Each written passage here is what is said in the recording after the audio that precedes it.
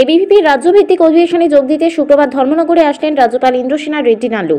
এদিন এবিভিপি 27তম অধিবেশনে যোগ দিতে তিনি আসেন। জেলা শাসক দেবপ্রিয় বর্ধন, জেলা পুলিশ সুপার অবিনাশ রায় রাজ্যপালকে স্বাগত জানান। জেলা পুলিশের পক্ষ থেকে গার্ড অফ অনার দেওয়া হয় রাজ্যপালকে।